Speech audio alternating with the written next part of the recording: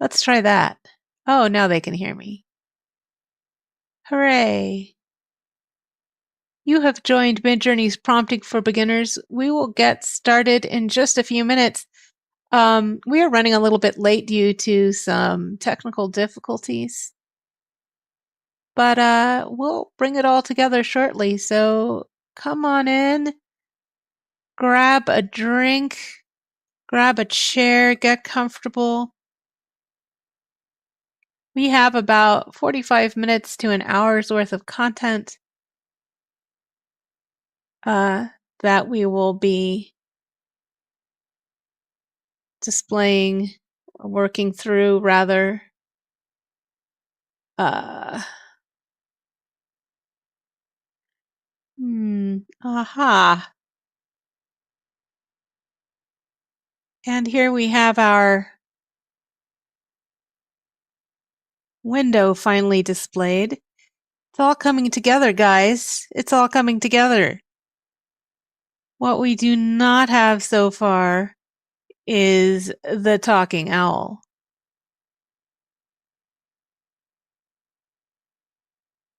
And we just can't go on with life without the talking owl.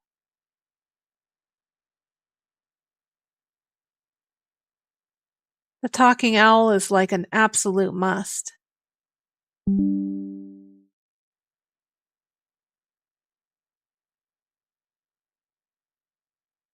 Well, now we have the owl, but he's motionless.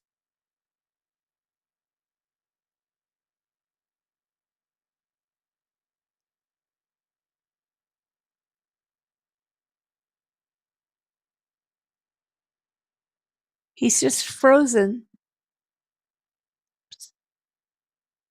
He's just frozen where he sits, sadly.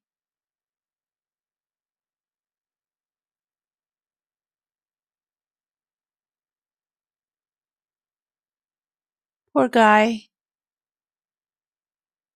Whatever will he do?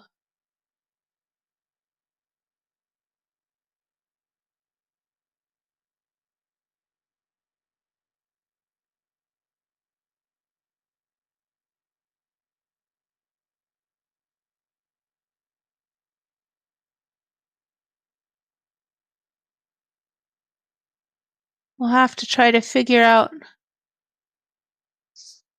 what's trying to use the camera.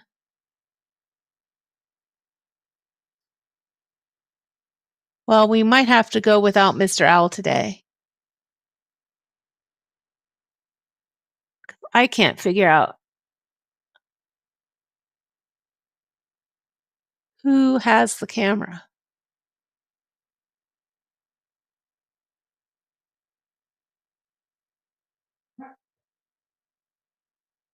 I know.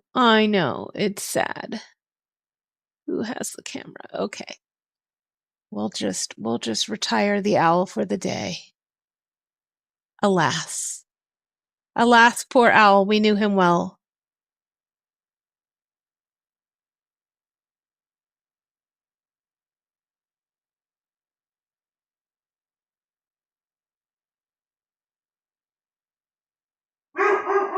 Oh, I'm barking. I don't know if you can hear me barking.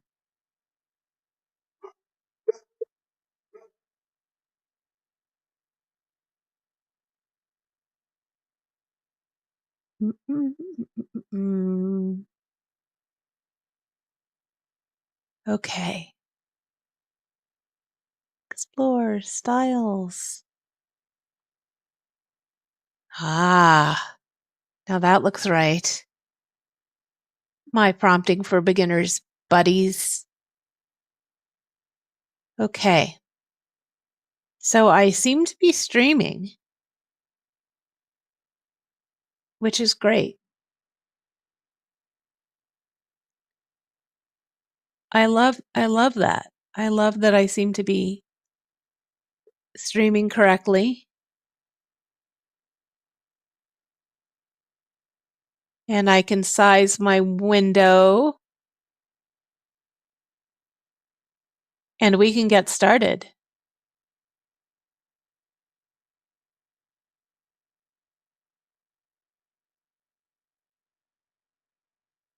Yeah, they don't because I don't have the window selected.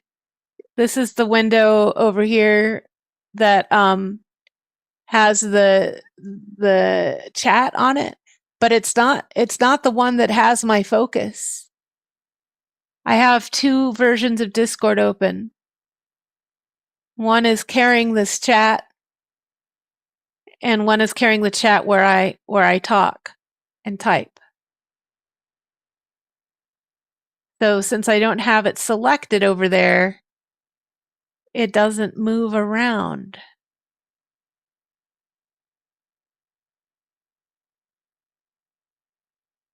This is Midjourney's prompting for beginners, exploring aesthetics with Midjourney. Now we have two versions of this class. One is prompt adherence, and we ran that the entirety of this year until the past month or two, where we are slowly piloting and refining our exploring aesthetics version of the class. Once we have this version all sorted out, we might flip back and forth between this one and the prompt adherence class, or try some other combinations, or move between the two versions as students demand. I'm pausing to see what Reason said here. Oh, very nice, Reason.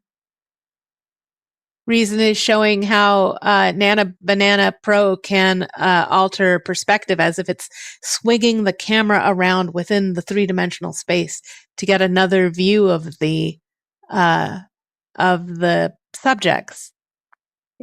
Eden says that's creepy good. I don't disagree. Certainly in a multi-AI workflow, moving between Gemini's Nano Banana and Midjourney is one of my favorite multi-AI workflow back and forths, because Nano Banana's expertise is editing photos, and it can extrapolate angles and so on. Midjourney can't do that, but once Midjourney has that image, it can work wonders with it. So moving between the two is one of many workflows that we explore in our advanced class, which is on Thursdays. Our Thursdays is not necessarily a class; it's sort of a free for all where we do advanced things. If you are interested in discussing advanced stuff, please come to our, including Nano Banana, please come to our Thursday class. I've put the URL of the calendar into your local chat.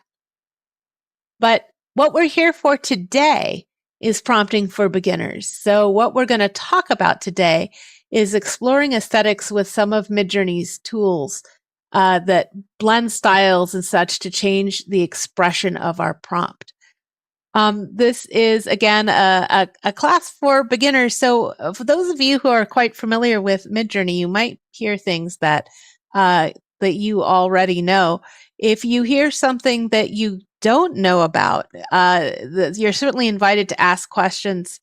And if your question is coming up later in the content, I'll just let you know. Otherwise, we might pause to answer your questions. This is what we're going to be talking about.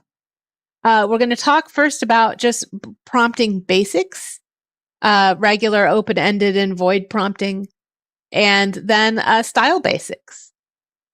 Himbo asks, would prompting for ChatGPT users be more appropriate?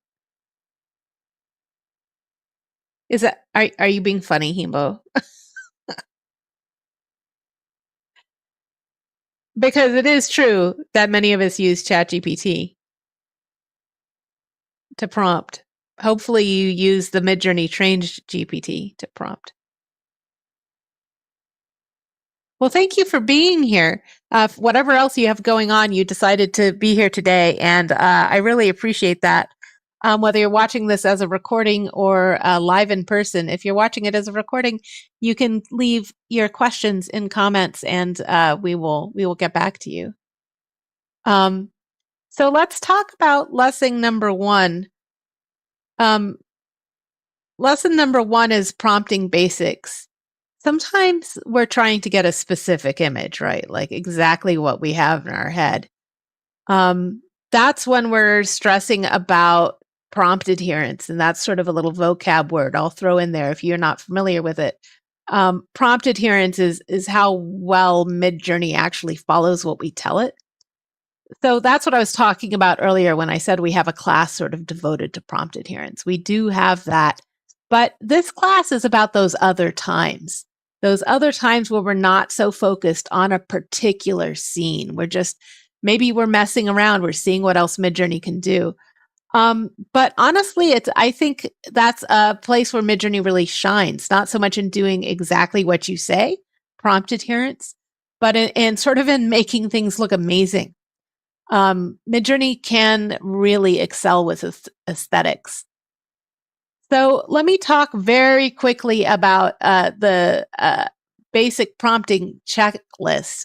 The goal of sort of basic prompting is about giving yourself a fighting chance to control what ends up in the image. So prompting for adherence, meaning controlling what's on the canvas, is 3 things: your subject, your background, and your style. And the order doesn't matter. That's why it's called a checklist, right? You just make sure, excuse me, that all 3 things appear somewhere. So here's some basic prompting examples. And you can see how subject, background, and style appear in different orders in these types of prompts. A house in a field in the style of video game concept art. The house is the subject, and the style is the video game concept art. The field is the context or background. A photograph of a woman wearing purple in a library. Photograph is the style, woman wearing purple is the subject, library is the background. The Twilight Forest hides a red mushroom, storybook illustration style. The red mushroom is the subject, the Twilight Forest is the context or background, and the storybook illustration is the style. Desert landscape inside a single comic book panel featuring an astronaut. The astronaut is the subject, the desert landscape is the background or context, and the style is the single comic book panel. So you can see in all of these various and very different sounding prompts, these 3 basic prompting pieces appear. And so one of the best troubleshooting steps you have, if your prompt is not showing up the way you expect, is to just go ahead and check at least those 3 things. That's just the fundamentals for crafting a prompt aimed at some basic control of the canvas.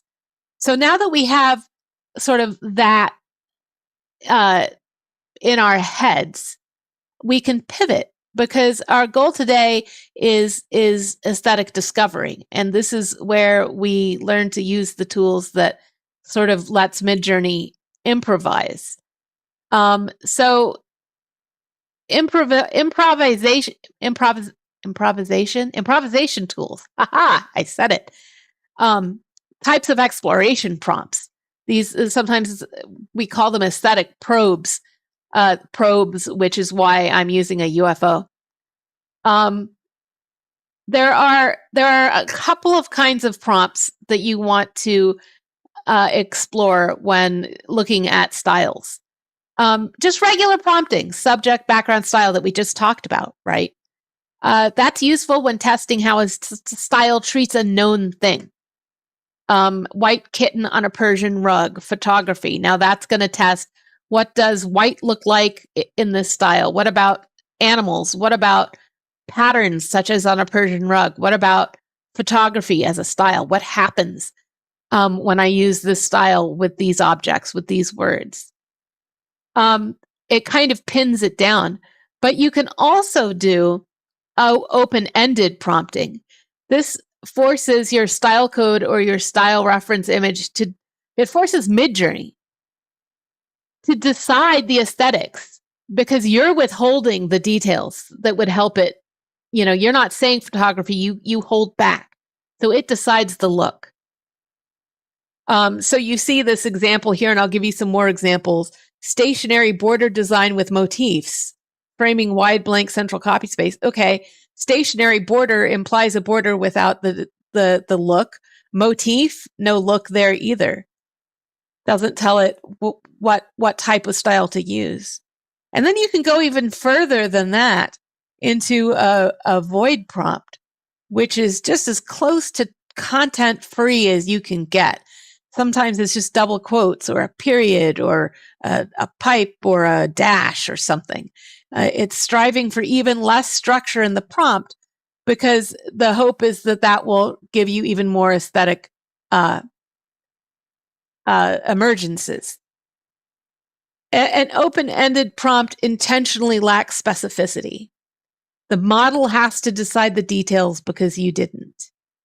And that's what you want because it's improvisation is what reveals the style. It's great for exploration. It's terrible for control. Let me show you some examples of open-ended prompts. Let me paste this into the chat here. And then I'll run these as well.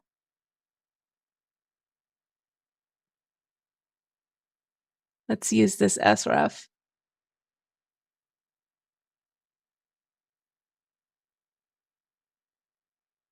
So you'll notice that this created 8 different jobs.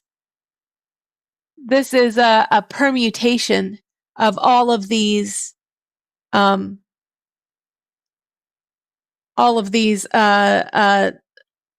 examples. And permutations are really useful when exploring styles. They are a bracket syntax trick. You use curly braces that let you quickly run multiple variations of a prompt. So I will give you the one I just used in case you ever want to run it. It's nearly free to run because it's in draft mode. This one with everything plus the void. And I do suggest that you do style explorations in draft mode so that you do not waste your GPU minutes. So what I've done here is I picked a random purple sref code and I've run it a border with a motif, a concept sketch, a pattern of designs, a composition of objects, an abstract motif, a symbolic system, a decorative symbol, and then the void prompt. So let me review again how to enter the sref or style reference into the prompt just to make it clear. And then we'll go on to what these styles are. Where do they come from?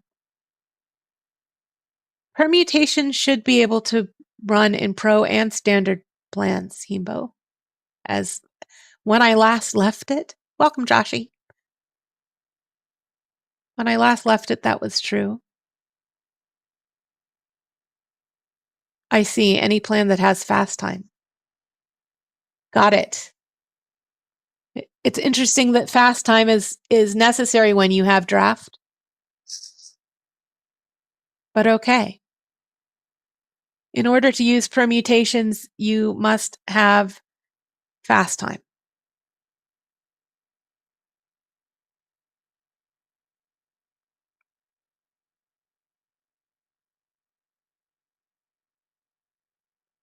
Okay, I've added that note. So how do you enter a style reference? You can type it in the prompt. You can manually type, 2 dogs -- SREF, which stands for style reference. And you can follow that with one or more of the style codes you've picked up from the Style Explorer, or with URLs that end in a graphic file format name, like image.jpg or image.pmg, etc. And the Midjourney app will attach your images. So here's an example. It's big enough for you guys to see? I think so. A pomegranate dragon, which I'll post here as well. This has 2 srefs associated with it. But I don't have to use codes. I can also just use images, my own images. in this format where the style reference contains the URLs. And I could type in the URLs, and I did paste the URLs in.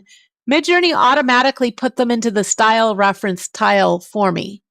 Quite a tongue twister, the style reference tile. So when I submit that, it will strive to take the aesthetic properties, the visual aesthetics of the style references, and apply them to a new image.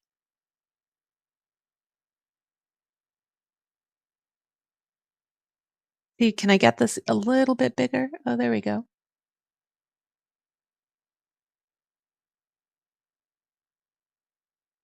Yeah. But you can also use the Midjourney web app to upload an image and use the UI to attach it to your prompt. You saw when I typed in the URL, it auto-attached. But there's also, if you click the image, add images button on the left of your Imagine bar, you'll also be able to upload a file from your file system. And then pick that file, and it will unfortunately automatically go to starting frame. If you and assume you're making a video, that's if you click first on the image. But if you make sure that you click the style reference tile first, and then click the image, it will go directly into the style tile. And then you can type your prompt. Since there's interest in this image, I will post it here. This is the Pets tarot card. Not made with Midjourney. That was made with ChatGPT. You could tell because brown. All ChatGPT images have this yellowish color to them.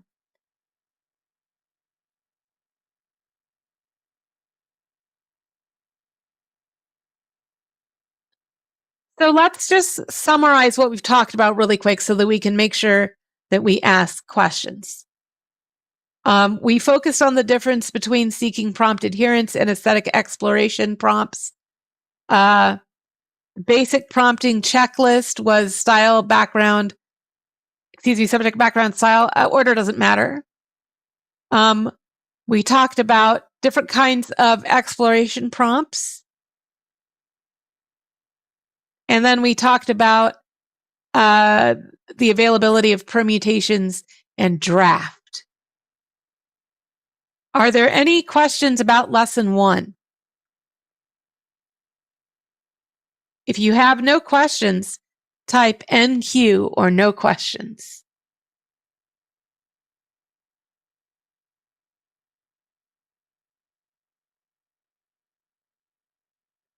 Okay, very good. Let me check. Okay. Yeah, my ping time is low on Discord right now. I'm not sure what is accounting for that.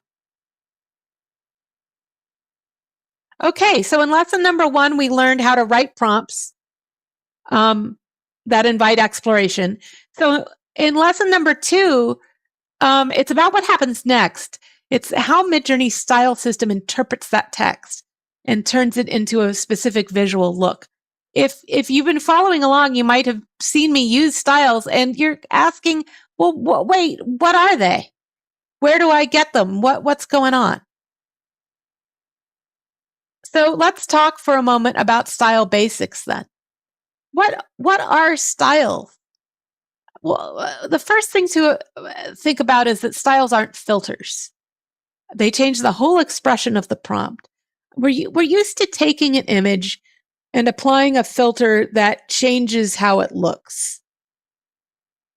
We do have something like that called retexture, but retexture is an advanced concept, and I invite you to our other classes for that.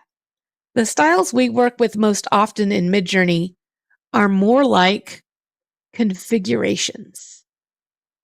They configure the way Midjourney will express your prompt visually. They change how Midjourney is going to express the prompt.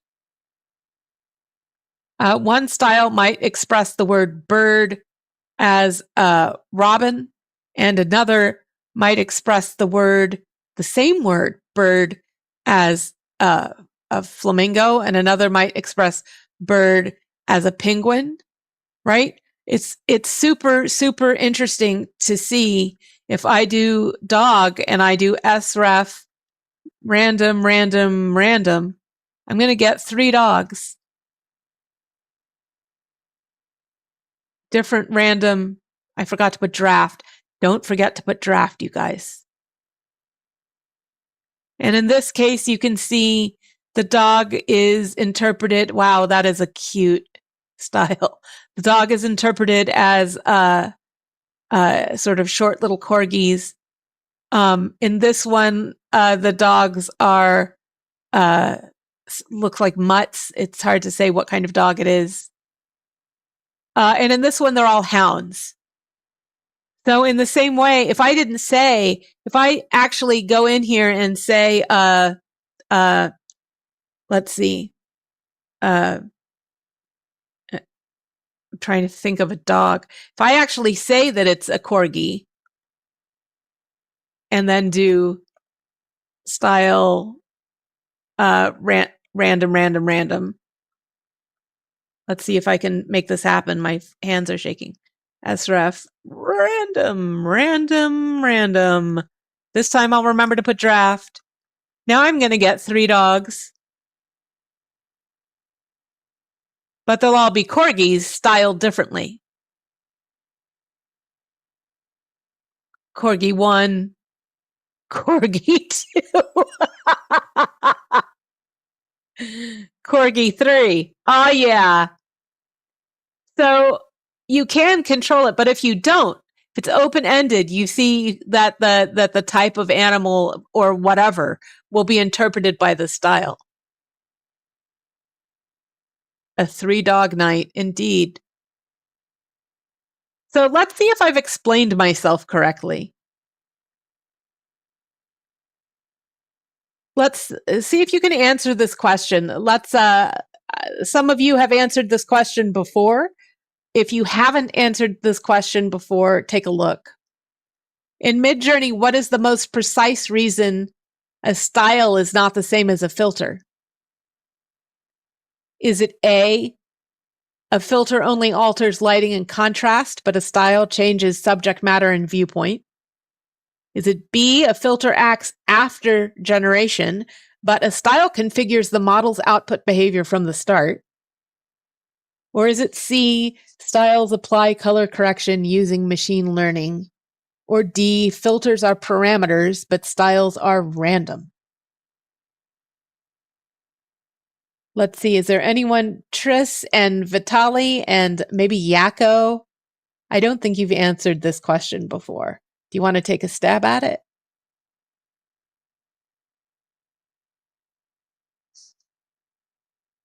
Got a couple of people watching on Twitch and YouTube. You can take a stab at this question. Yako guesses B. All right, veterans, now it's your turn. Do you agree with Yako? Joshi says B. Emma agrees with Yako. A filter acts after generation, but a style configures the model's output behavior from the start. Very good. A lot of people look at A. A is very tempting, but the most correct answer is that a filter acts upon your picture, but a style is how your picture is made from the beginning. So Midjourney has several built-in styles, kind of like their house wines. You get these right out of the box.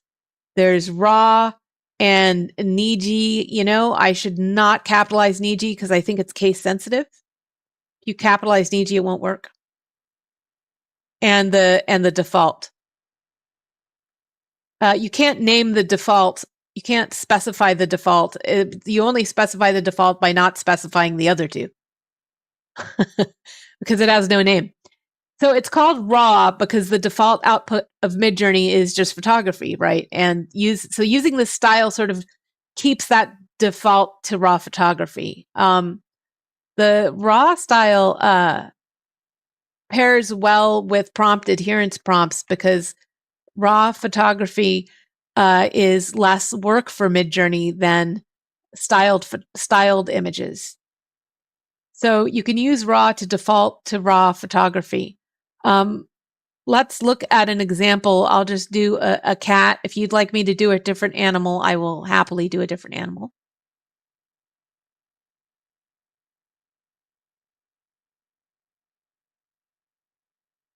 Here is the cat.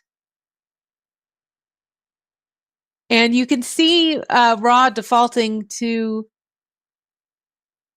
I'm trying to get this to fit properly, you guys. Okay, well, you can see cat in default produces sort of two photorealistic but not photographic images and two things that are clearly sketches or drawings of some kind. But when I do the same thing with raw, all four of them are photography, and in fact, pretty journalistic or editorial photography. You can also use the house style Niji to default to an anime or manga look. So here's, an otter, is it? I'm going to do an otter this time. So we have an otter in the traditional default style, which includes one photograph and three photorealistic pictures, one illustration, two photorealistic, one illustration, one photographic. But if I do it with Niji, we definitely get the anime manga look, definitely an art look. No photography there at all. You can also turn increase the weight of a style using the stylize command, which is --s. So let me do what's my next animal, guys? Should I stick to otter? S controls the capybara, elephant. We're going to do all of these. Capybara and elephant.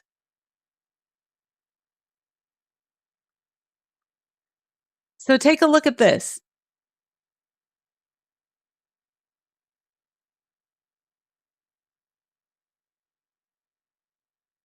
This is an otter with, a capybara with in the default style with the default style weight at maximum, meaning it's Midjourney's going to spend a lot of time making it look that way. Here is the default style of Niji with the maximum stylize. So it's even more even more Niji than before. And here is elephant on max stylize default and elephant on max stylize Niji. Let me for a minute do the otters because we saw the otter at the default Niji.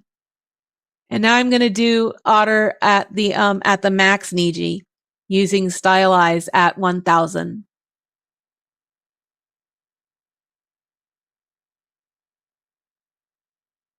So whatever Niji is going to do, it's going to do it even more. Ari, does that make sense? It's technically a weight or an influence. You're increasing the influence. You're asking Midjourney to spend more time on it. The higher this value goes, the less prompt adherence you'll see because Midjourney doesn't have time to do both.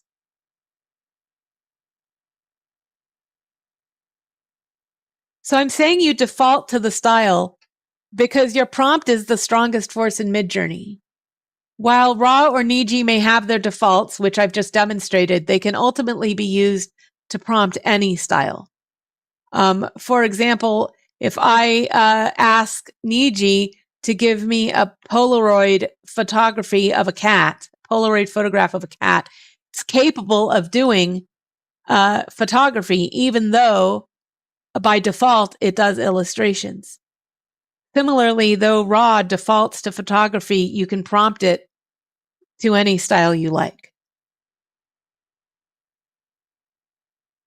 One of the questions I get is, if that's Niji and that's raw, how do I use the default house style? How do I blend that in? It's always there. You don't have to ever name it. It has no name, and it's always present.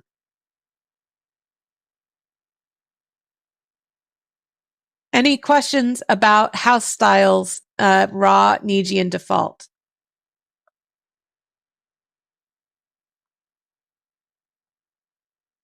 You have no questions about the house styles of raw, Niji, and default, and how stylize increases their influence.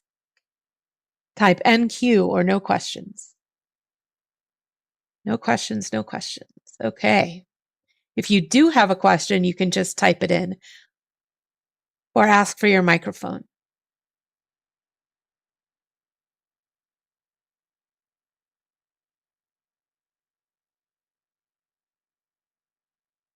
All right. So, second part of style basics is Midjourney has several style tools or style toys. You have expressive, which is, you have experimental, which is what EXP stands for, which is expressive and extra and trendy. You have weird, which is anti-trendy and unpredictable, and chaos, which is how much variation you want in the grid. It's called variety on the web interface. Let me show you that. This is chaos. It's called variety on the web interface. The foundational style, the default, came from community ranking. That house style, it determined the popular house aesthetic. And the other house styles play off that. Or the other style tools, and the style tools play off that. Style tools. So if the default is the mainstream aesthetic, experimental might be thought of as like the maximally trendy aesthetic tool. That's not how it came about. That's not its origin story, but that's how it could be thought of. Midjourney named this style experimental, but if you want to remember what it does, try thinking of it as expressive or even extra, please. You can use it with 1 to 100 for maximally trendy aesthetic. I'll show you our cat with max EXP.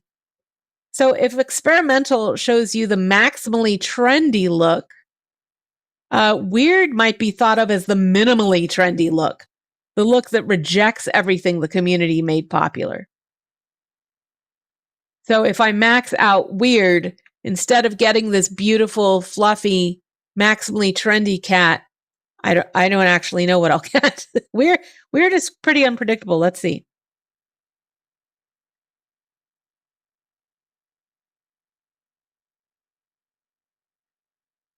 There you go. That's pretty weird. What is going on? Joshi says, question, is community ranking still constantly affecting the look of the house style, or is that applied at the training level? Pretty much at the release of each version, the house style is reestablished. So 7 has a house style based on 7's ranking party at the release of 7.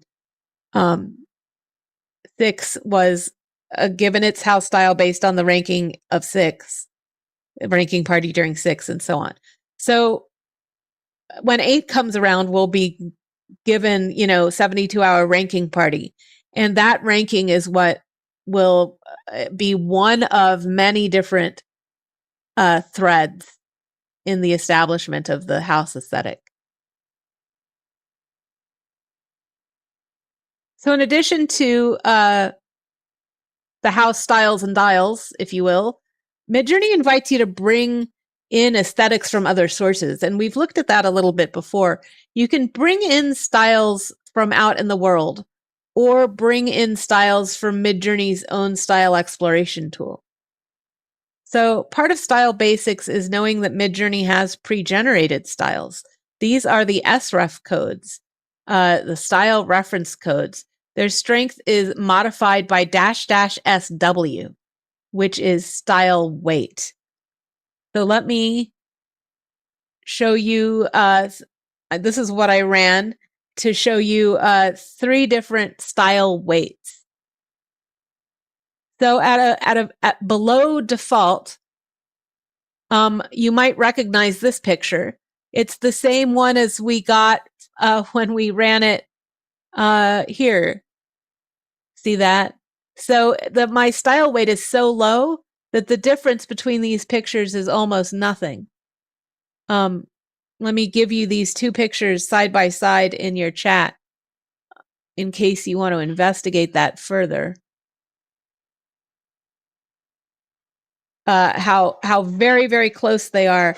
So that means you can do a very light touch of your style. The one on the bottom is with the style on 10. The one at the top is with the style turned off. But when I jump up above the default, suddenly I get quite a bit of the style involved here. And when I max it out, I see even more. It might be subtle to you at a distance what the difference is. Let me show you. The default and the max are much more different, actually, I think, than anything over the default and the max. It's a rapidly decreasing, it's rapidly flattening curve, if you will. So the one on the bottom has more style than the one at the top, which you can see is a little bit more photographic. It has more dimension, right? The style is very flat. You can see it flattening as the style values go up.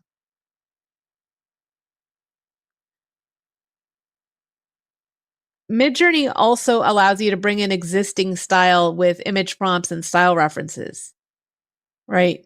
So if I have, let's say I have an image and I want to use the style from that image in another image. So this is the image I have. And I want to use this style in a new image.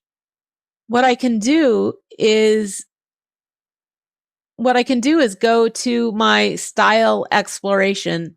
So I'd log into Midjourney and click Explore and Styles. And in the Search Styles box, I can put the URL of the image I'm trying to mimic. And Midjourney will go and get that file and examine it and try to find existing SREF codes that may be close to it. So I can do this search by image URL and find a similar style code and use that to see if I can recreate the style or even use multiple of these style codes. I could also just use it directly as my style reference, which I already showed, and create. I could say whatever my new image is, and I can use this URL instead of searching for it. I can use it directly in my prompt. I can say --sref and paste the URL. And notice it understood to put it in the style reference tile. I could also do both. I could search for a style and use the sref, and in fact use the prompt itself to help anchor the style. So if I do a fluffy dog in the style of a hand-drawn ink illustration, I'm reinforcing the code that I used, the style reference image that I used, and now the prompt is nailing it down or enhancing it, depending on how you want to think of it. So now we have a dog very much in the same style as our cat.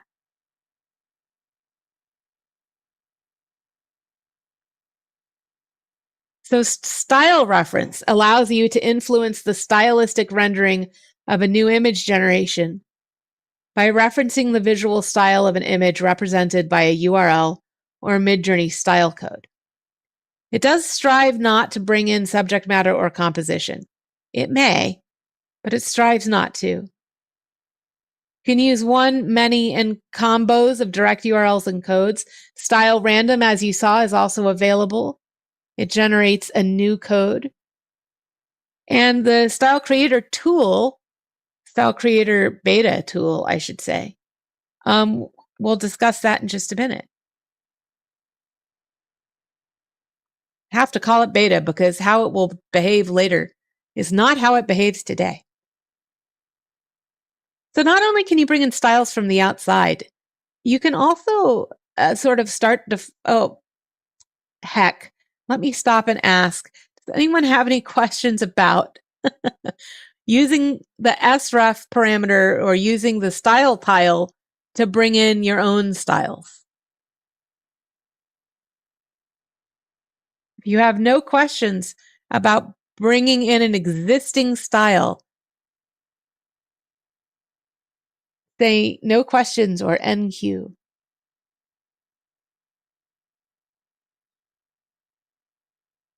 All right. Thank you, you guys. Those NQs really help me.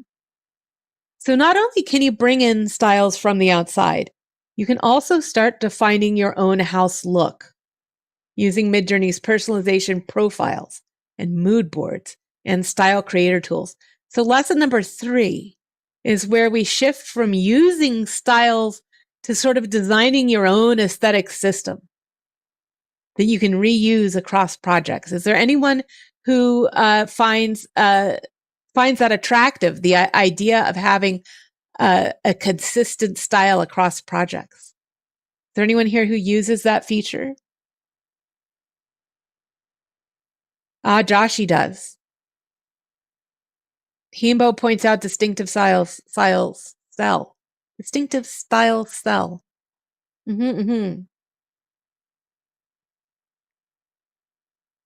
I don't tend to need consistent style. Right now, I'm just playing around so much that novel styles are just as exciting to me as the ability to create a consistent style. I'm all about the novelty. The novelty. So lesson 3 then, we're almost done. This is the final lesson. You can build your own aesthetic with personalization profiles and mood boards in the Style Creator. So these are the different ways you can add your own influences. That's a lot, Joshi.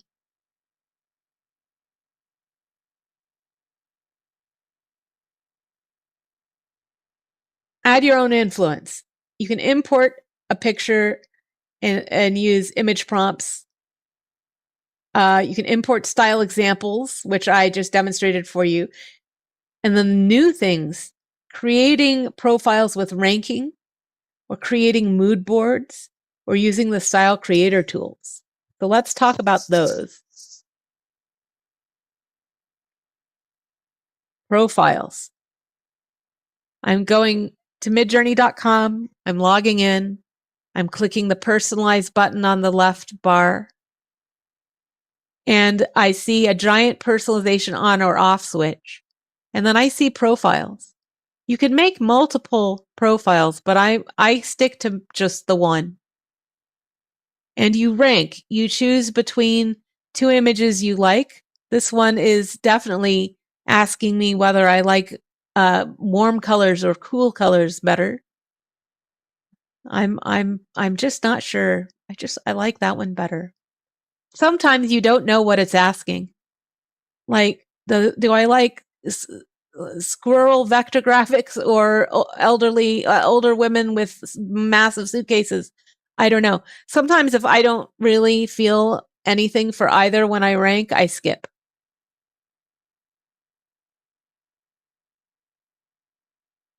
So a personalization profile is built with this ranking. It's a persistent, user-specific aesthetic baseline, meaning it's yours and yours alone. It's derived from your rankings of these image pairs. And it generates, every time you rank, a snapshot in time, a unique style vector that captures your ranking up to that moment. It's tied to a unique P code. And when you use that P code, the profile influences your image generation. It provides a consistent stylistic undercurrent. So let's look at the difference between a young woman default. Let's do a seed. And a young woman with my personalization code.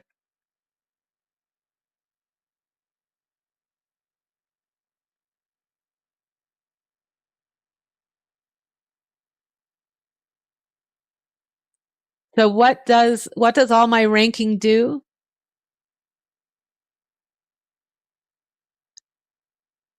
Well, if you ask me, it makes these people far more realistic. --P is the way to turn your personalization on for that prompt alone.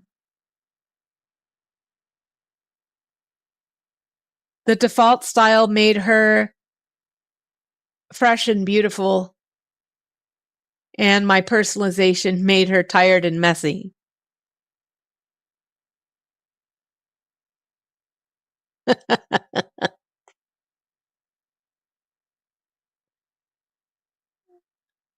So more realistic then. So Joshie, what's your P code?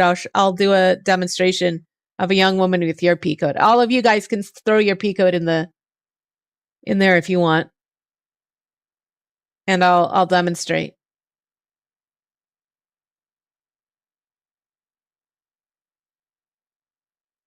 This is what our ranking does. Ari asks, what is --P? I'm old school, Ari, so I typed in --P with my own fingers. It's the same thing as clicking this P button.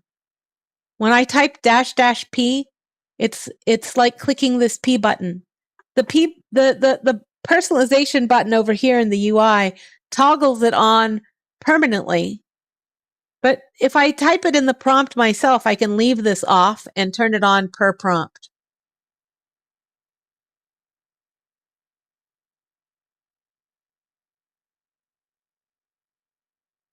You'll see P codes expressed with these very long series of numbers. That's how it looks until Midjourney processes it, and then it'll turn into a friendly code. You can watch it happen.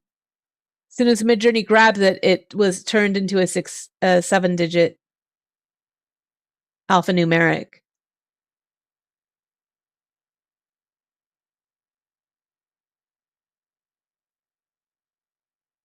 Well, you have a very, very showy code compared to mine.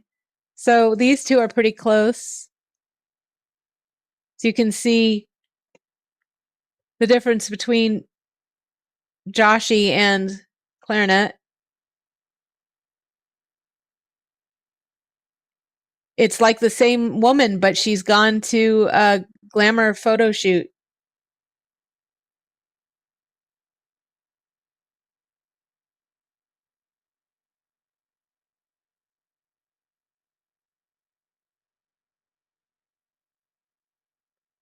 Let's see what Yako's looks like compared to Joshie's. Here's Joshie, and here, oh, I didn't do the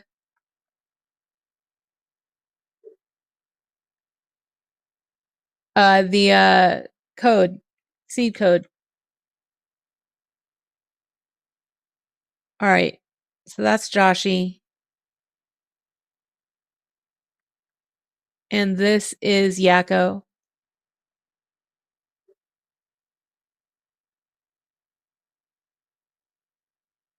You can see the seed drifting. See that? That's why seeds are not great.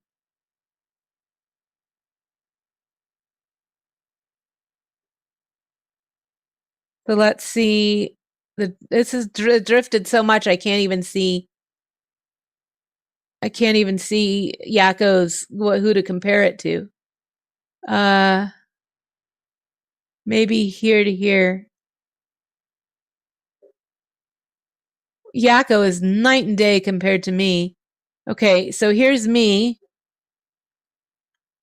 And here's Yakko.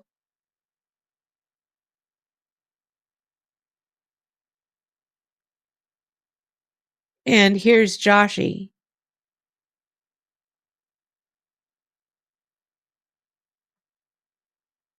Of all the same thing.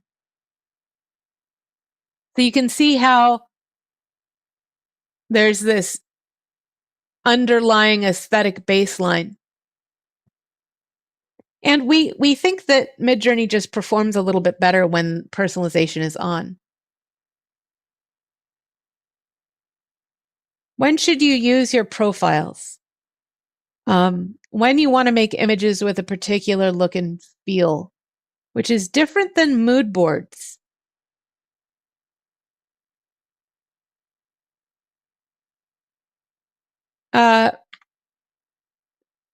P is controlled with S for weight influence. Yakko, you never use yours, huh? Experiment with the same prompt on and off and see if your prompt adherence changes.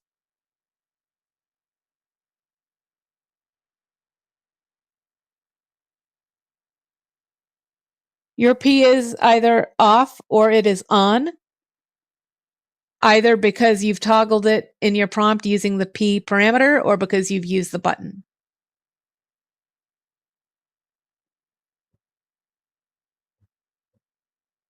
Stylize controls P, and stylize controls the house styles.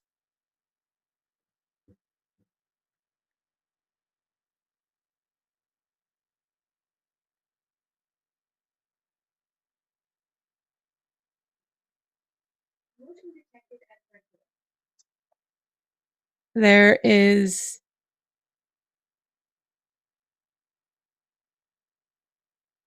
one more.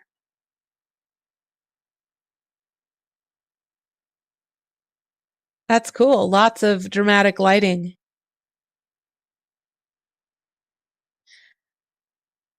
So let's move on. We're almost done. Mood boards derived from an image collection defines the whole visual story. It defines the world in which your image exists. It's a little bit different from the underlying look or ambient feel.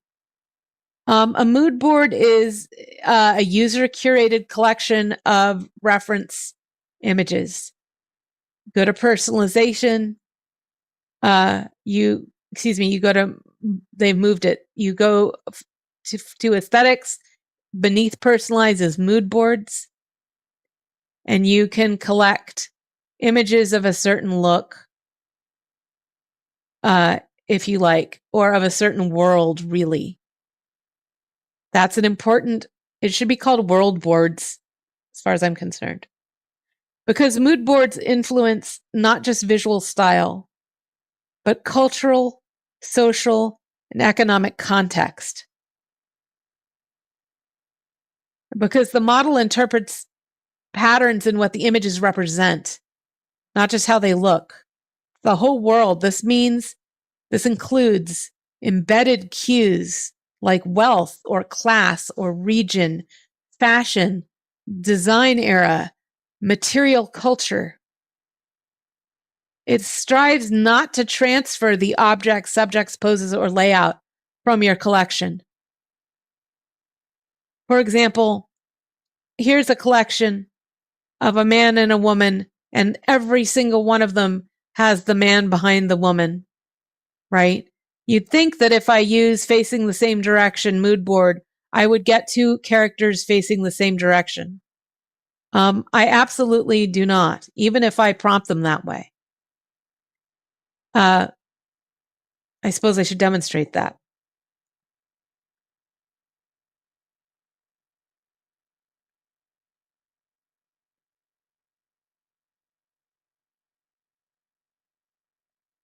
Okay, I'll just say a couple. Surely it will pick up the pose from the mood board, right? Because the mood board shows only people in that pose. None of them are in that pose. I know. I'm always terrified, but it never does. It never does. It never does. It's not capable of it. But it did bring in elements of the world that it saw.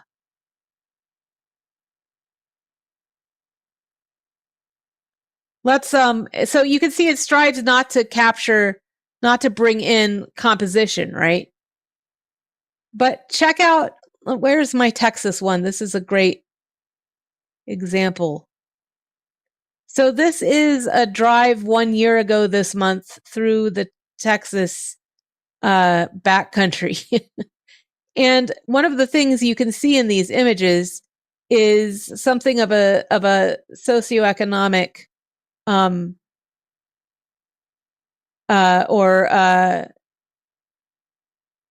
a small town look, right? I mean, there's nothing here that's not totally small town Texas.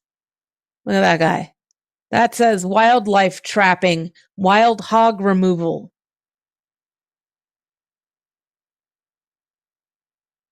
So when I use this, you'd think that what I would get is something that mimics this composition, or maybe it has these kinds of skies or something like that. Right, like divided with sky above or something.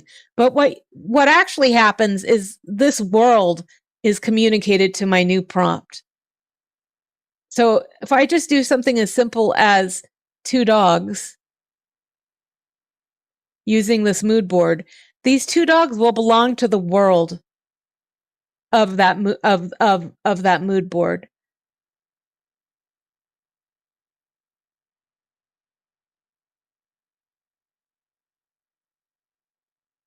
So you'll be able to see the the wealth, class, region, fashion, material culture, economic context. It's not the style of the image, but look at the sofa. It picked up socioeconomic cues and put, trashed out small town world around these dogs.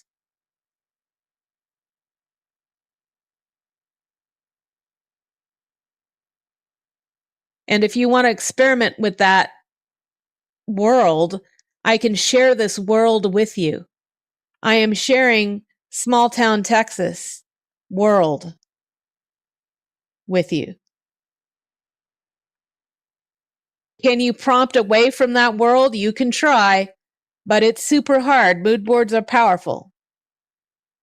And even though you're still using P and S for mood boards, profile, the same parameters to control mood boards, it looks to me as if personalization and mood boards are a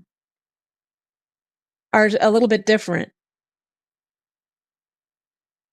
The world board, the mood board, is an entire world, 3-dimensional world where these dogs appear.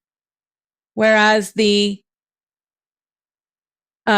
profile is an aesthetic look.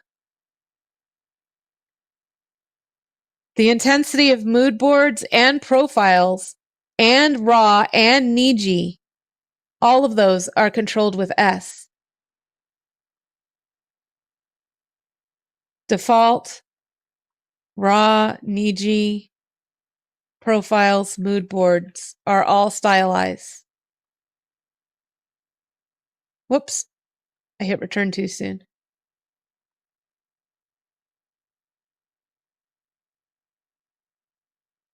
And you can combine those. You can use raw plus a profile plus a mood board. You can use Niji plus raw plus a mood board. And when you use S, when you've used them all, it blends them and then it applies S to the blend.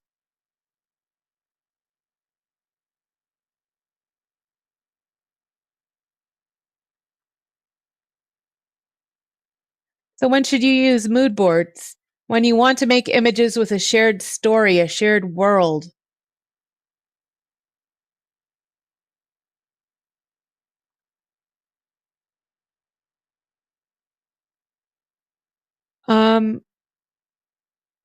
So a mood board changes the entire world that your dog is in, Yakko, and SREF just changes how it looks.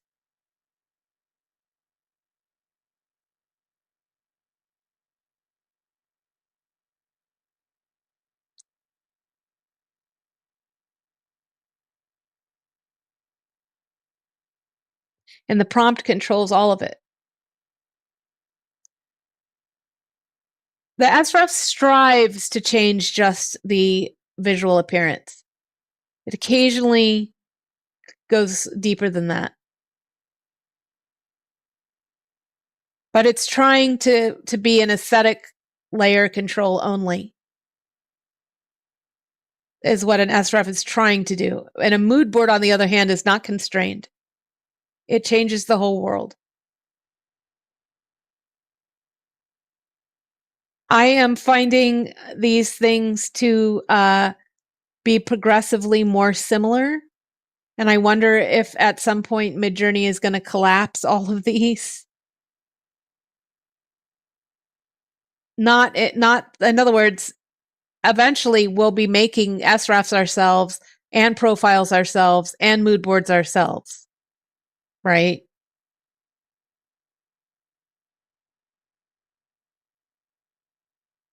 And so why have them use different parameters? I don't know. I mean, I suppose we could. It seems I don't know, I'm speculating at this point. I sometimes wish that there was just dash dash style and you put a profile or a mood board or an SREF or a URL after your style and that's it. Yeah, pose control we don't have yet. People try to use mood boards for pose control and it's very disappointing. It doesn't work that way.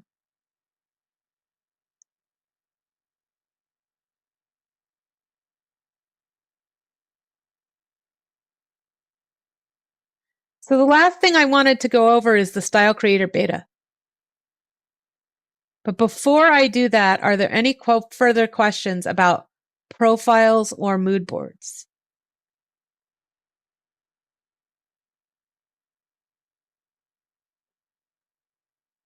If you have no questions about profiles and mood boards, type NQ or no questions. If you do have a question, just type it right in there.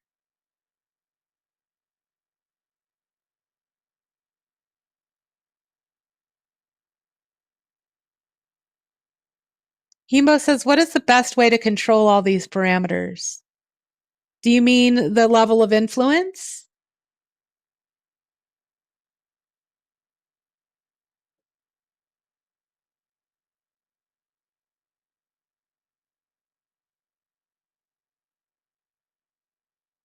So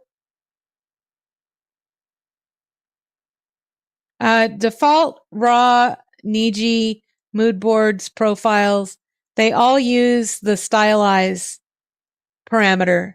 Stylize is this here, stylization, 1 to 1,000. If you use your dragger bars, it's the stylization. If you use, if you type it, it's dash dash S.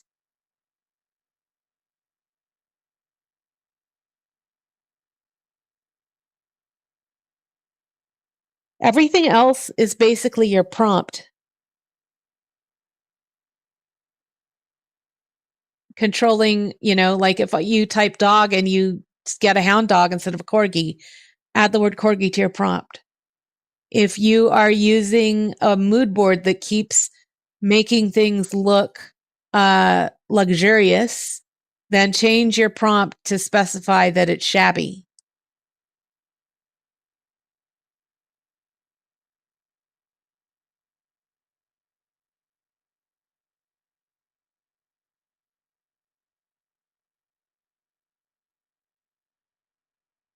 Is that what you mean, Himbo?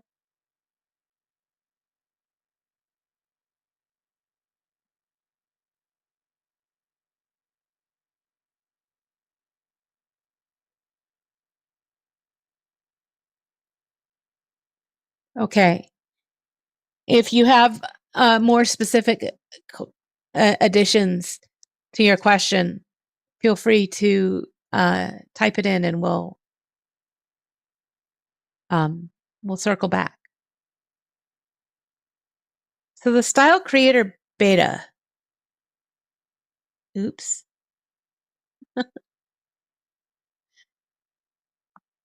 Style Creator Beta. It's a tool that lets you shape pausing to look at Joshy's question. So the prompt can be the glue for all of them to work together better. The prompt is the pilot, the captain, the master guide. The prompt does all of the fancy footwork and the stage direction. It's the director and script writer and everything else. It's the only thing that's active. Everything else is passive.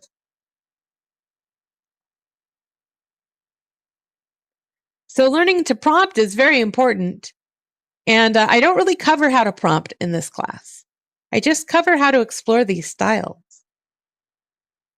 And, what you get out of the styles is really all about the prompting. But we don't have time to explain both.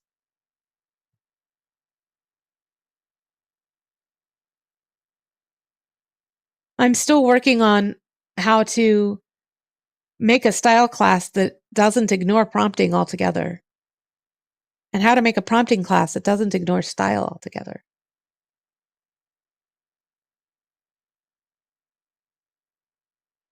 Tell the bosses, Joshy.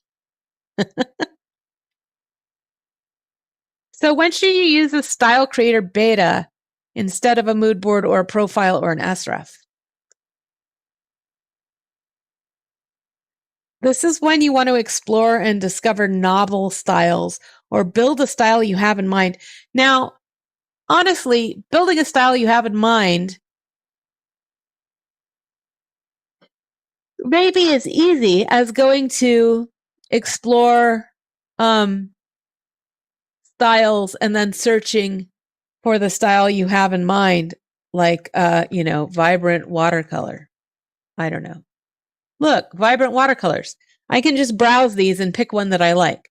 That's one way to create a style or find the style you want. Another way is to explore and click images and type vibrant watercolor. I'm looking for some sort of vibrant watercolor picture. And then it won't search styles, it'll search images that are vibrant watercolors. And then I might find one that is just what I've dreamed of my whole life, that I've been chasing this vibrant watercolor. And finally I found it. I'm looking to see if I like any of these. Finally, I found the watercolor that I wanted. I can now add it as a style reference and, do my prompting that way. It's one way to do it. Another way to do it. So you can search styles. You can search images and use the image as your style reference. Right? So there's all kinds of ways to get that look, if that's what you're after. I'm going to turn my style reference all the way up because my dogs are still photographic. Do you see that? What if I want my dogs to also be watercolor? Does maxing it out work? Oh, a little. No. Better. Better. I'd have to use the prompt, I think. 2 dogs, vibrant watercolor. I'm going to use the prompt to pull it out and pin it. That's what I want out of it. That's what I'm going to pin to the prompt.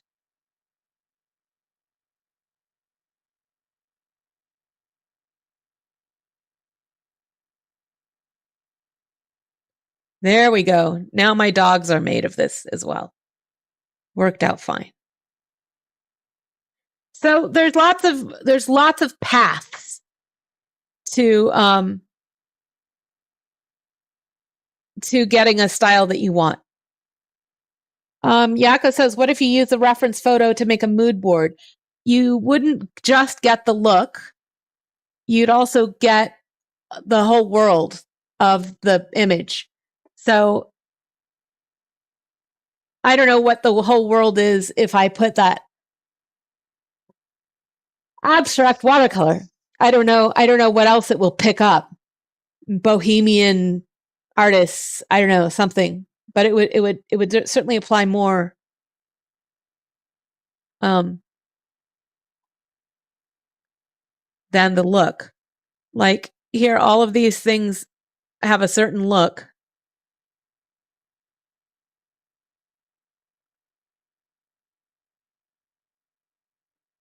But, you know, what else did it pick up?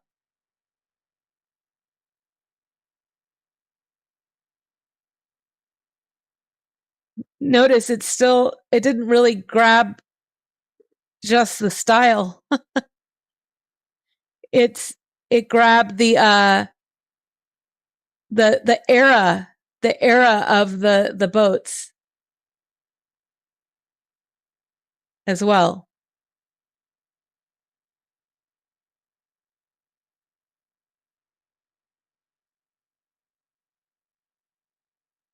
Why doesn't the SRAF change the eyes as much as anything else?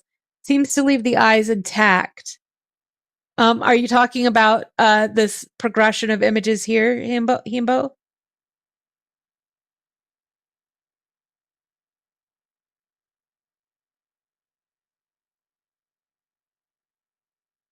In this progression of images, I didn't say that the dogs needed to be expressed in the style. I just said the style is this, and here's a dog. And so in order for dog to be true, it preserved the shape of the dog and its eyes and so on. It was only after the prompt gave it permission, if you will, to do the whole thing in watercolor that it was able, when it was asking itself whether this was okay during conditioning, it was able to say that it was. Otherwise, the faces are pretty inviolate. They are.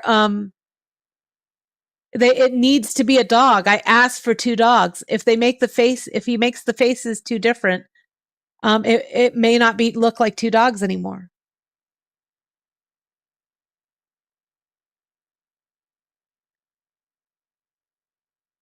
That's why faces are so well preserved.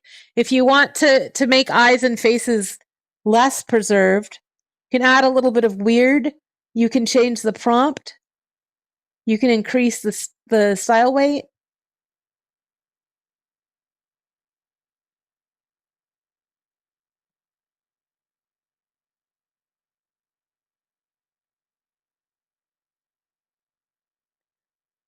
So these are all the various ways to get to the style, but the Style Creator Beta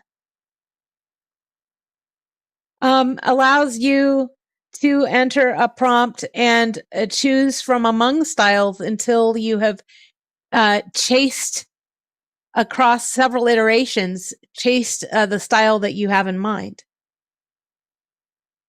So there are 2 ways to enter the Style Creator. One is from the menu on the left, here, but you can also alter a style, alter the style of an existing image. So let's say I really like this style, but I want it to be more painterly. I can go into the Style Creator and start trying to make it more painterly. Or I can sort of start from scratch, if you will. So let me talk about starting from scratch for a second. By the way, quick beta tip here. All the images generated in the style creator use your GPU time. So keep that in mind as you're working. But, on the plus side, it means you get all the style codes. I know, I never remember. I think if you put draft on your starting prompt, then it'll carry through and be cheaper. So the prompt you type into the style creator beta generates the preview images on the right. Okay.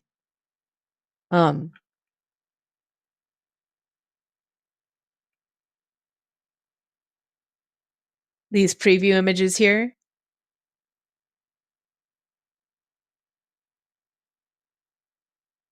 It'll generate the preview images for your new for your new style each round of selections. So these preview images. Oh no, I'm not going to resize the screen to show them. I want you to guess. Here you go. Thank you, Joshy. You're a lifesaver. Here we go. Oh my goodness. The prompt you type into the style creator beta generates the preview images on the right for your new style after each round of selection. So those preview images have no influence on the style, okay? They don't change the style you're building. They're just there to wear the style. They model it for you. They're on the catwalk. On the catwalk. They're doing their little turn on the catwalk. They're just modeling the style for you. They don't change the style at all. They don't have anything to do with the style you're making.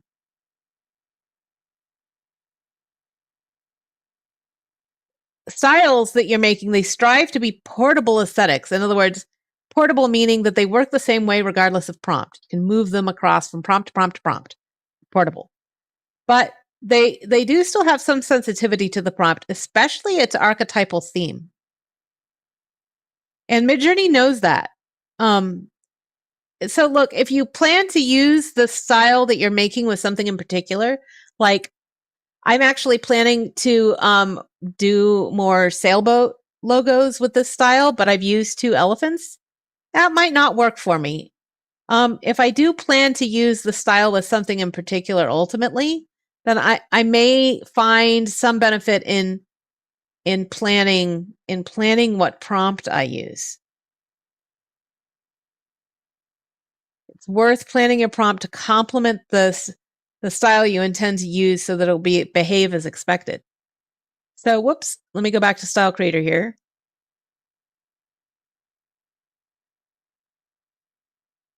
So, the sample images in that grid, can I go back? No. Heck. Yes. Okay. The sample images. This is called the preview. The elephants are the preview. The grid are samples. The sample of this prompt, the sample of this style, sample of this style, the sample of this style, the sample of this style. Okay. And then the preview of the style.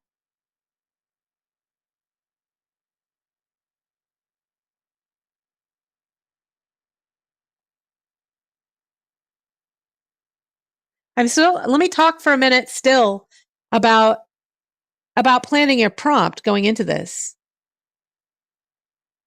These sample images in the grid, whether you see the portrait, the still life, the animal, the tree, they're roughly based on your prompt's theme. And the theme of the prompt therefore becomes important. Midjourney doesn't want it to be important, but right now in the beta it still is. So look, if I do a close-up of a woman walking down the sidewalk, that's what that prompt says. Then you see all my sample images are people's faces. I got the portrait sample. But if I change a close-up of a woman walking down the sidewalk to a woman walking down the sidewalk.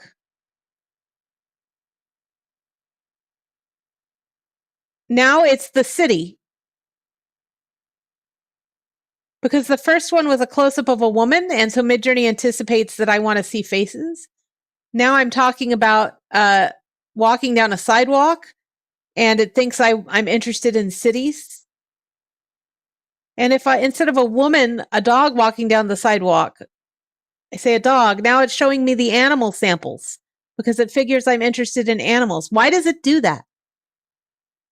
Because your final style will have some sensitivity to theme, to the archetypal theme. A style that you designed looking at animals is going to behave. It's going to be on its best behavior when also used with animals. They're sort of thematically sensitive. So you just think about that. If you're going to use your style for something in particular, like, well, my character is a dragon, then maybe make sure that the style prompt you use in the style creator is also a dragon or is at least an animal. Might help. So we recommend using a simple themed prompt, and that's what I say themed. It's going to be one of these. I'll put it in here. Use a prompt that is either a void prompt or is a simple landscape, still life, coffee tree, house, animal, city. These are the things that will let you understand how your prompt is going to perform. And I would say, as a style creator beta tip, start with a simple themed prompt. Avoid adding parameters initially, because that will help you clearly see how your style translates to that theme. And that's what's of interest to us.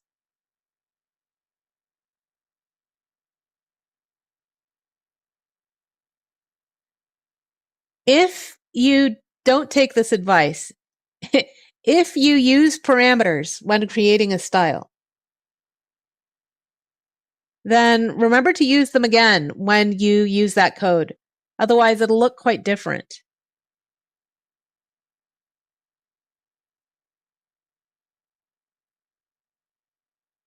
Yeah. Yeah, exactly. You have to turn off personalization and turn on draft mode, or type -- draft in your prompt.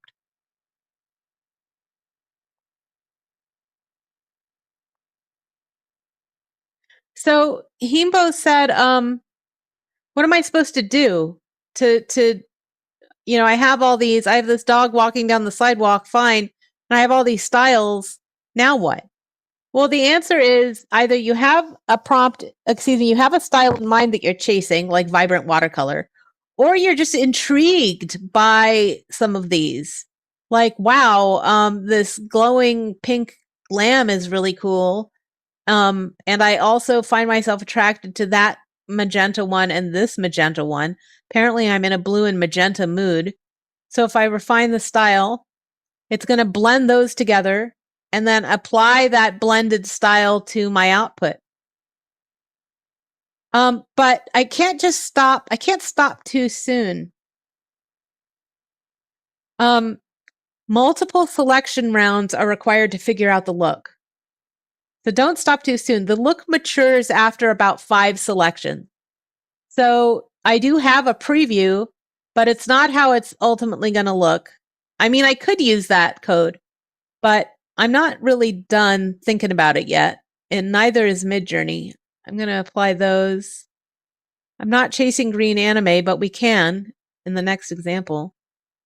I'm kind of liking the dreamy bokeh animal look.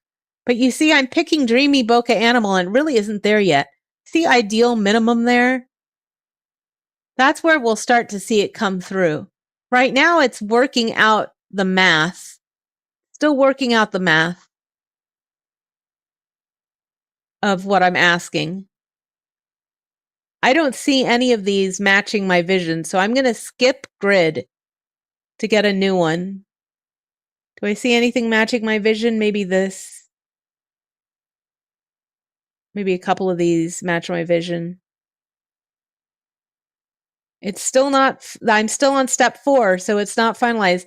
This list, one OG original content, 1, 2, 3, 4. This is, these are called the breadcrumbs. Breadcrumb 1, breadcrumb 2, breadcrumb 3, breadcrumb 4. Or you can think of them as steps or rounds. They're breadcrumbs in that you can step back through them and change your selections. If you do that, you're creating a new fork, and you'll only see one fork at a time. Midjourney doesn't have a user interface to show you multiple branches. The breadcrumbs are not on the screen. Here, these are your breadcrumbs. OG original post, your original content, 1, 2, 3, 4. And then this says ideal minimum. And as I said, it takes about 5 rounds for your look to mature. This doesn't look right yet. It doesn't look like anything. So I spend a lot of time skipping grids when I have something in particular in mind. Skip, skip, skip, skip. I'm looking for something in particular. Oh, here's more bokeh. That's good. But the rest of these are not what I want. That's okay. That's okay. So now it's going to start gelling a little bit better. And I'm going to keep keep chasing the look I want.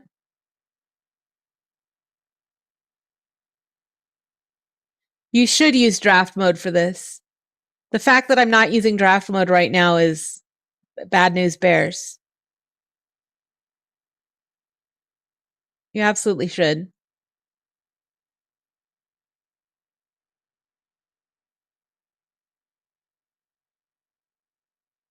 So after about 5 or 6, you could start maybe dabbing in other colors. Like this is really washed out.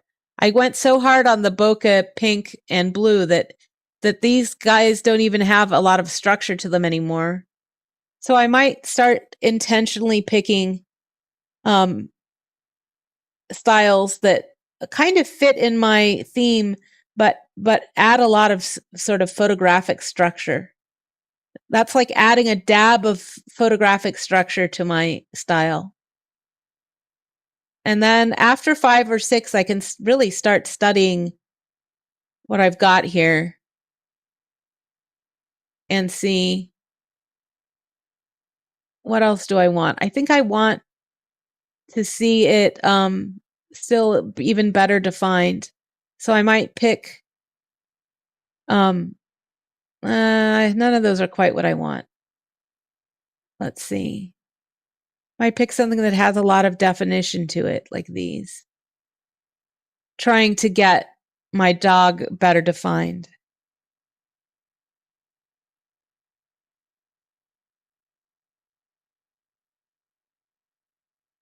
Okay. Now it's photographic. Maybe I went a little far. So if I want to back up, I can back up to any of my steps and change my selections. But what you might notice at this point is that I'm sort of stuck in this look. You know, like I might be like, I'm stuck in this purple blue look now. If I want to reset this grid, what do? There's no reset grid button. The best I can do is use this start new session. The start new session button resets the grid and allows me to continue. So I can start adding things with more photographic clarity if I want. That reset grid button is important because you get stuck. Well, it does restart altogether, but it's starting from this picture. So you're seeing what it looks like.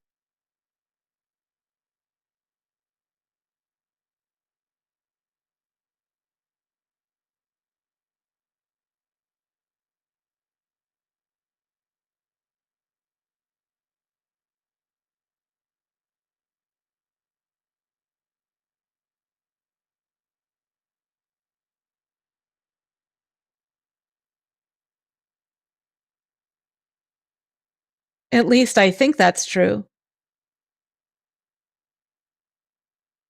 Isn't it applying the new style to this image? So how you do that then? Yeah, it is. It is. So let me show you how to use this. So let's say finally you're like this right here, my second session, step 3, that's what I've been chasing the whole time.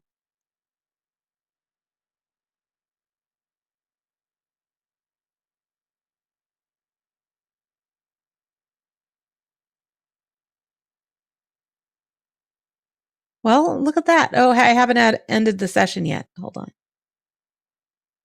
Is that okay? So that gets me what I wanted. It's a combination of this and the selections I made to this. It doesn't matter what image you started with unless the image you start with is the one you're trying to change.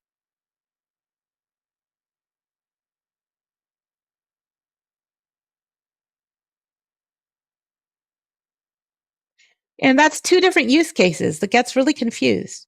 If you're trying to create a portable SREF, then it doesn't matter what image you started with. It should be just a void prompt or something like a void prompt, because your goal is to create the code and then go use it somewhere.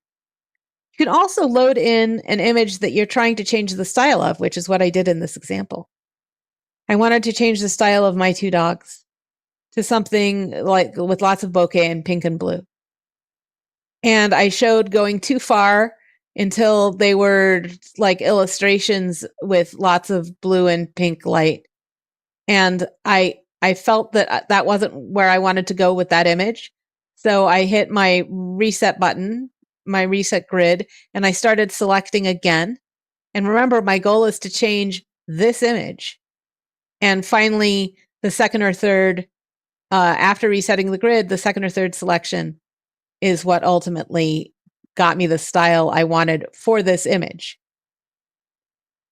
That workflow doesn't make much sense if you're not trying to change this particular image.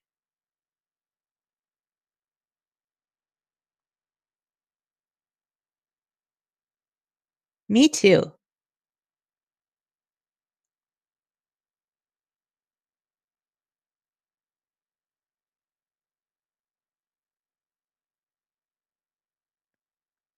I already paste this in? Yeah. Okay.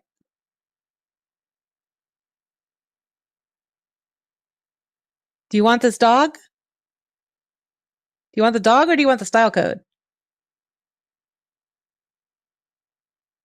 Oh, okay. Here you go.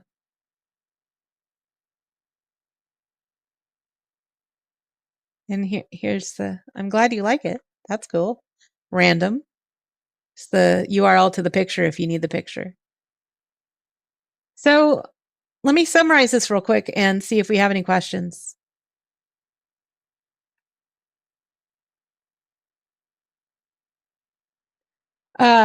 Profiles built with the A/B ranking I showed you. Persistent aesthetic baseline. Mood boards. Bring the whole world, era, medium, location, socioeconomics, the whole world. But doesn't enforce composition or character style. Style creator. Create novel SRF codes. Pull and pin tactic. I kept talking about how if I want something in the image that isn't showing up, pin it with the prompt.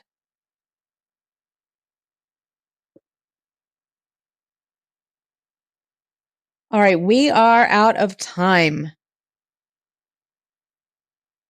But you've seen 3 layers of control. How you phrase prompts, how styles shape the visual expression, how profiles, mood boards, and Style Creator let you lock in your own look.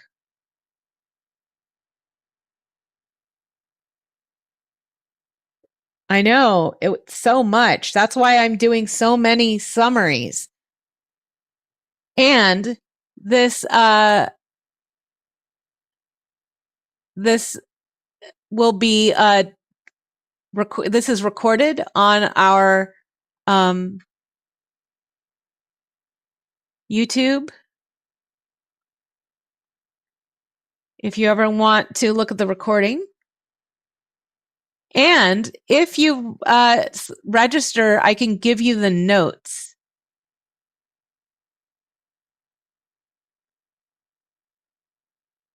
Oh, look at that. It's not in the calendar. Okay, so you can't register. Let's see, how can I give you this? Let me just clone this real quick, and then you can register and get the notes if you want the notes.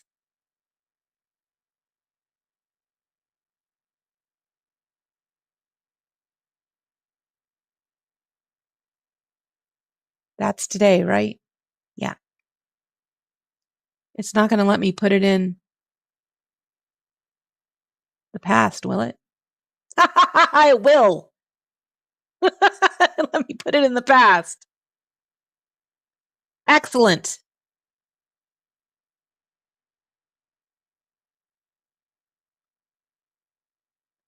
Okay, so if you want the notes, please add your email address here.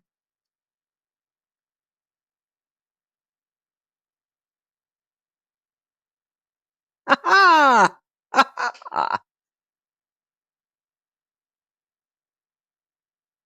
love those owls. Hi, Ari. Yes, I ran out of time, so we're not going to do the final part, but it is over. I can give you the notes if you register here. I can give you the recording.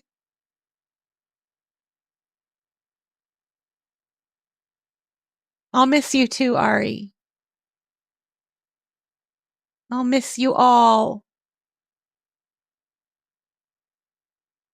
And please support our events by leaving feedback.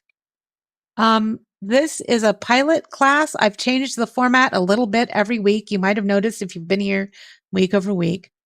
I still find the class really not quite in the right order, a little bit chaotic, doesn't hold together, doesn't gel yet. It hasn't gelled. So please share your thoughts with me in the feedback form or just DM me. Most of you are my friends, so just talk to me, man. Hi, Grumpy Customizer. You can be my friend too. I especially love grumpy people. Grumpy people are my favorite people. I don't know why. I also like hopelessly optimistic people. And I love it when we all mix together. So please leave me some feedback or just tell me how you think it's going and what help we need to get this thing to gel, because it hasn't gelled yet.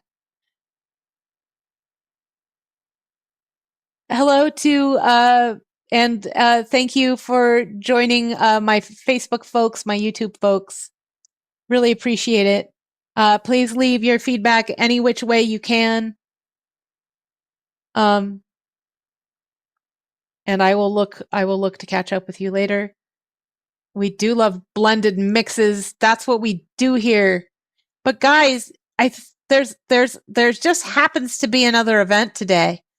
You might have heard of it because it's freaking famous. It's the Saturday edition of Prompt Battles.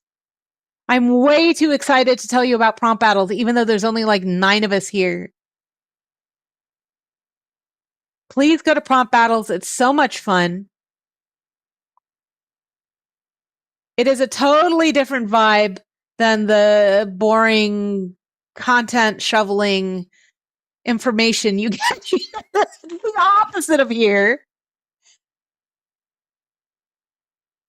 You just get to play and talk. You don't have to just sit there and listen and be a student. Ugh. Go to prompt battles. You'll learn there just as much as you learn here. And Kinky is a breath of fresh air.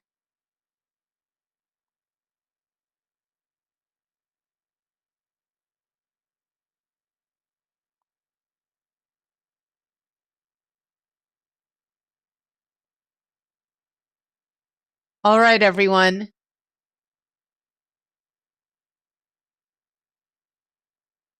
I think class is adjourned.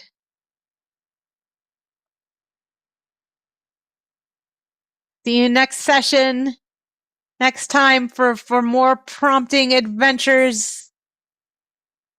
Enjoy prompt battles, everyone. Bye, all.